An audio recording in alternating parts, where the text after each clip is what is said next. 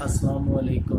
آج 14 اگست ہے اور آج پورا پاکستان جشن آزادی منا رہا ہے۔ کہنے کو تو آسان ہے کہ ہم جشن آزادی منا رہے ہیں، لیکن حقیقتاً اس پیرائے کے اندر بہت ساری کہانیاں چھپی ہوئی ہیں، بہت سارے قصے چھپے ہوئے ہیں، بہت سارے واقعات چھپے ہوئے ہیں۔ 14 اگست 1947 کو جو ملک مرز وجود میں آیا، بیسیکلی اس کی کہانی محمد بن قاسم نے جب سندھ فتح کیا تھا تب سے شروع ہوتی ہے، لیکن اس کے اندر جو ایک بہت بڑا تاریخی موڑ آتا ہے وہ 1857 کی جنگ آزادی ہے۔ 1857 کی جنگ آزادی میں انگریز جب مسلمانوں پر طرح طرح کے ظلم کر رہے تھے اور ہندو ان کے ساتھ ملے ہوئے تھے اور مسلمانوں کو چن چن کر قتل عام کیا جا رہا تھا۔ اس کے علاوہ مسلمانوں کے گھر بار لوٹے جا رہے تھے، مسلمان خواتین کی عزتیں لوٹی جا رہی تھیں، بچوں کو یتیم کیا جا رہا تھا، ان کی جائیدادوں کے اوپر قبضے کیے جا رہے تھے۔ اس وقت ایک شخص ایسا اٹھا جو بظاہر تو جج تھا، لیکن حقیقتاً اس کے اندر مسلمانوں کے لیے درد بھرا ہوا تھا اور مسلمانوں کے لیے اس کے دل میں ایک فکر تھی کہ کسی طرح مسلمان دوبارہ اپنے پاؤں پر کھڑے ہو جائیں۔ وہ ایک سول جج تھے بیسیکلی، لیکن ان کے اندر اس قدر درد تھا کہ کس طرح مسلمان لوگ ہندوؤں کا مقابلہ کر سکیں اور انگریزوں کا مقابلہ کر سکیں۔ اس کے لیے انہوں نے مسلمانوں کے اندر تعلیم کی ترغیب دینے کی کوشش کی۔ انہوں نے کوشش کی کہ کس طرح مسلمانوں کے بچے بھی پڑھ لکھ جائیں اور وہ ہندوؤں کا مقابلہ کر سکیں اور انگریزوں کا مقابلہ کر سکیں۔ اس زمن میں وہ سائیکل پر مختلف دیہاتوں میں جاتے، خاص طور پر جب وہ غازی آباد میں یا مراد آباد میں یا غازی پور میں جب وہ جاب کر رہے تھے تو وہ مختلف دیہاتوں میں جاتے اور سائیکل سے ایک جگہ پر جا کر اکٹھے ہو جاتے اور درخت کے نیچے بچوں کو آوازیں لگاتے کہ بچوں ادھر آ جاؤ۔ جب بچے آ جاتے تو ایک درخت کی چھڑی توڑ کر زمین پر ان کو لکھنا سکھاتے، الف بے پے یا اے بی سی اور گنتی لکھنا سکھاتے۔ تو گاؤں کے جو دوسرے لوگ ہوتے ہیں وہ کہتے کہ یہ کیا سٹھیایا ہوا بوڑھا آ گیا جو ہمارے بچوں کو کہتا ہے کہ میں زمین پر لکھ کر پڑھاؤں گا۔ لیکن وقت نے ثابت کیا کہ انہوں نے اس طریقے سے مسلمانوں کے بچوں کو پڑھایا کہ مسلمان پھر الگ وطن لینے میں کامیاب ہوئے۔ ان شخصیت کا نام تھا سر سید احمد خان۔ ان کے دل میں مسلمانوں کا درد اس قدر کوٹ کوٹ کے بھرا ہوا تھا کہ انہوں نے جہاں ان کی جاب ہوئی، جہاں ان کا ٹرانسفر ہوا، انہوں نے وہاں پر ایک سکول کھولا اور کسی طرح ان کی کوشش یہ تھی کہ مسلمانوں کے بچے کسی طرح پڑھ لکھ جائیں اور انگریزوں اور ہندوؤں کا مقابلہ کر سکیں۔ اس زمن میں انہوں نے سائنٹیفک سوسائٹی کا قیام بھی عمل میں لایا، جس کا مقصد یہ تھا کہ جو انگلش میں کتابیں یا جو دیگر زبانوں میں کتابیں ان کا کسی طرح ترجمہ کیا جا سکے، اور وہ ترجمہ جب کیا جائے گا تو مسلمانوں کے بچے یا مسلمان اسٹوڈنٹس جو ہیں وہ ان کو ایزیلی پڑھ سکیں گے، اور جب ایزیلی پڑھ سکیں گے تو پھر وہ آسانی سے ان کو امپلیمنٹ کر سکیں گے یا اس کے اندر جو باتیں بتائی گئی ہیں ان پر عمل کر سکیں گے۔ سائنٹیفک سوسائٹی کے بعد جو ان کو دیگر اہم جو کام تھا اینگلو محمدن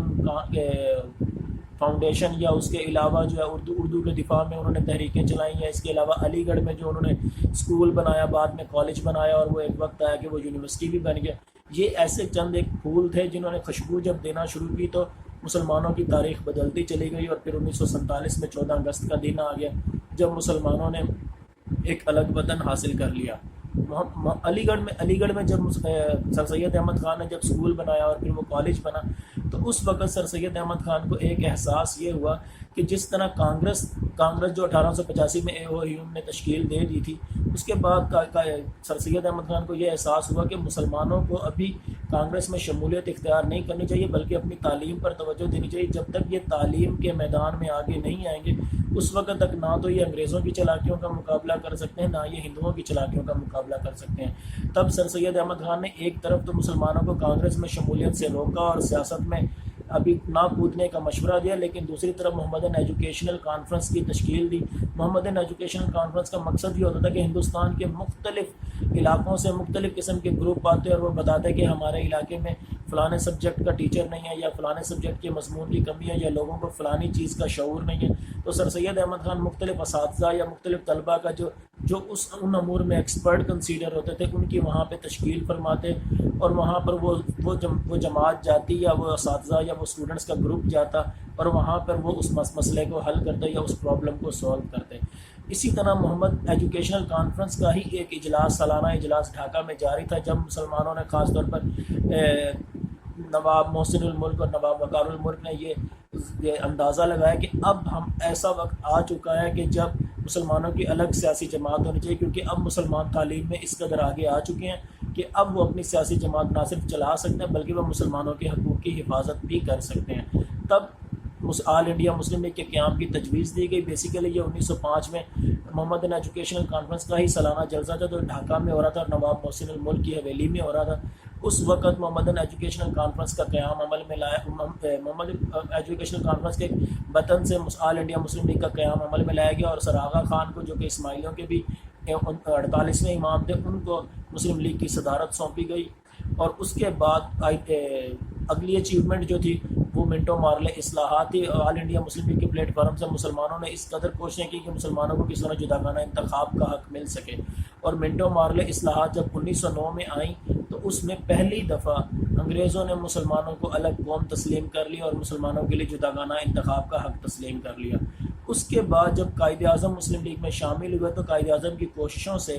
میثاق لکھنؤ ہوا, جس میں کانگریس نے پہلی دفعہ اور آخری دفعہ مسلمانوں کو الگ قوم مانا اور ان کے جداگانہ حق کو تسلیم کر لیا. چاہے اگلے دن ہی کانگریس کے جو لیڈر تھے انہوں نے دباؤ میں آ کے انہوں نے کہا کہ ہم مسلمانوں کو الگ قوم تسلیم نہیں کرتے, لیکن ایک ایگریمنٹ پر ریٹن سائن ہو چکے تھے جو کہ قائد اعظم کی کوششوں سے ہو چکے تھے. تب ساری دنیا نے دیکھ لیا کہ کانگریس ایک دفعہ مسلمانوں کے جداگانہ حق کو نہ صرف تسلیم کر چکی ہے بلکہ الگ قوم مان چکی ہے. اس کے بعد 1919 میں مونٹیگیو چیمسفورڈ اصلاحات ہوئی, تب بھی انگریزوں نے مسلمانوں کے جداگانہ حق کو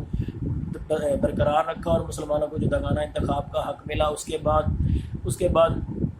قائد اعظم کے 14 نکات آئے, یا اس کے بعد سائمن کمیشن آیا, یا جو کچھ بھی ہوا, یا اس کے بعد گول میز کانفرنسز ہوئی, یا اس کے بعد 1935 کا جو ایکٹ آیا اس کے اندر بھی مسلمانوں کے لیے جداگانہ انتخاب کے حق کو برقرار رکھا گیا اور مسلمانوں کو انگریزوں نے ایک الگ قوم کے طور پر مانے رکھا.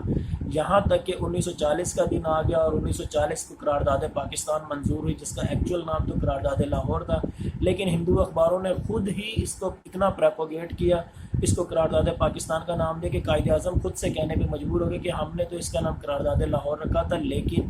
اس کا نام اب قرارداد پاکستان ہی کہا جائے گا. ایک اور کرٹیسزم یہاں پہ یہ ہوتا ہے کہ جب قرارداد پاکستان منظور ہوئی تو اس وقت یہاں پہ لفظ اسٹیٹس تھا, نہ کہ اسٹیٹ, یعنی ریاستوں کا لفظ تھا, ریاست کا لفظ نہیں تھا. لیکن اس کے بعد جب انگریزوں کے اندر برطانوی حکومت کی اورینٹیشن جب دیکھیں قائد اعظم نے کہ وہ ریاستوں کو نہیں بلکہ ایک مسلمان ریاست کے قیام کا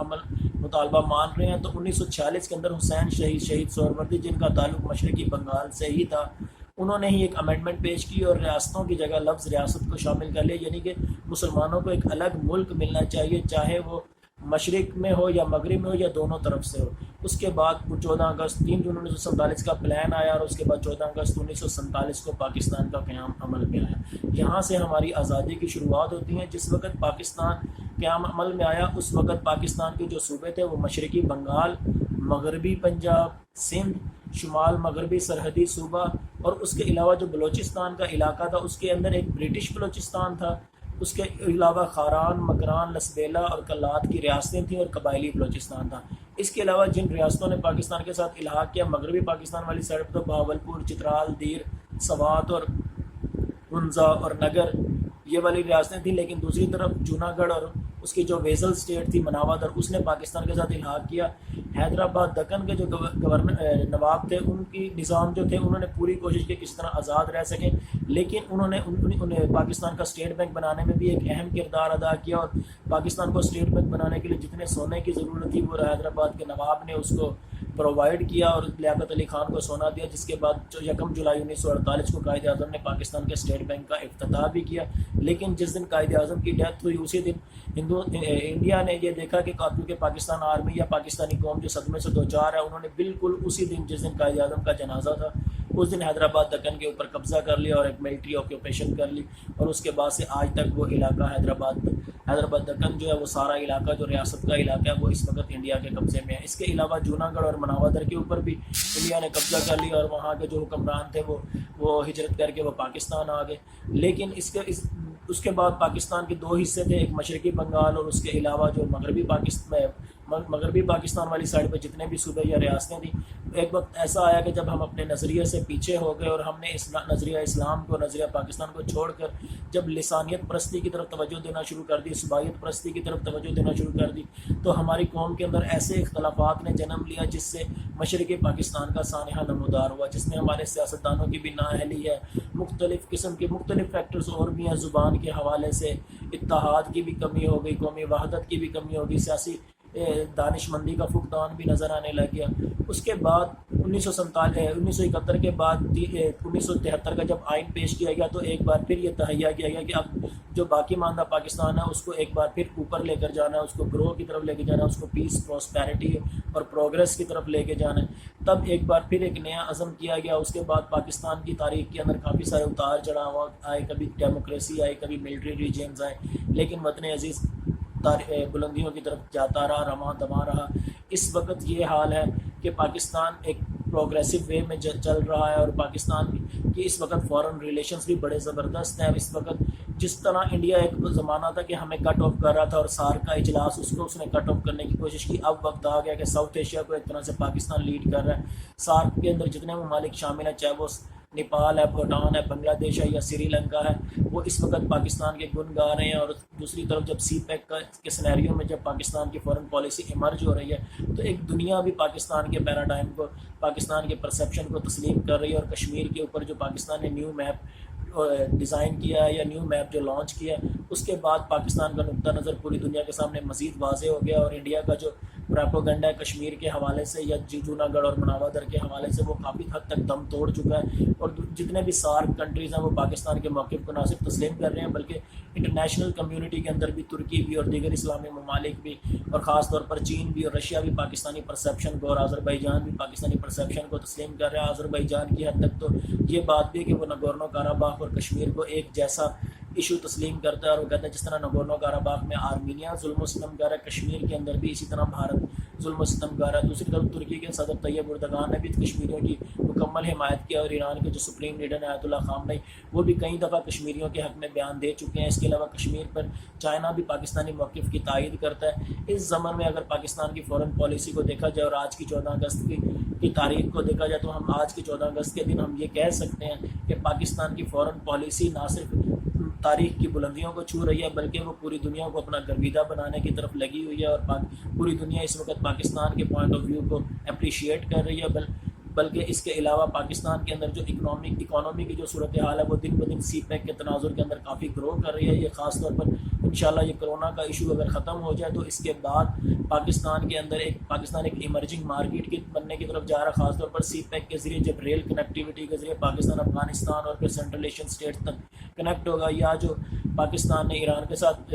جو ٹرین کا ریلوے ٹریک ہے وہ کوئٹہ سے لے کر زاہدان تک کا، اس کو جو ری اسٹرکچر کرنے کی بات کی ہے اور اس کی فیزیبلٹی رپورٹ بھی آج 13 اگست کو تیار ہو چکی ہے۔ اس کے بعد پاکستان جس طرح سے یورپ کے ساتھ یا ایران یا ترکی کے راستے یورپ کے ساتھ یا سینٹرل ایشیا کے ساتھ یا افغانستان کے راستے ازبکستان، تاجکستان وغیرہ کے ساتھ کنیکٹ ہوگا تو نہ صرف لوکل مارکیٹ بوم کرے گی بلکہ اس کے علاوہ ہماری جو ڈیلی انڈسٹریل ایکٹیویٹیز ہیں ان میں بھی بوسٹ آئے گا اور کافی پاکستان پروگرس کی طرف جائے گا۔ اس زمن میں ہم سب کی یہی دعا ہے کہ اللہ تعالیٰ وطن عزیز پاکستان کو ایک سنہرے دور کی طرف لے کر جائے، اور ہم سب ایک روشن سورج کو ہر صبح کے ایک روشن سورج کا انتظار کریں، اور اس کے انتظار میں ہم اپنی آنکھوں کو بجھنے نہ دیں، اور اس دعا کے ساتھ کہ وطن عزیز کو اللہ تعالیٰ دن دگنی رات چگنی ترقی دے۔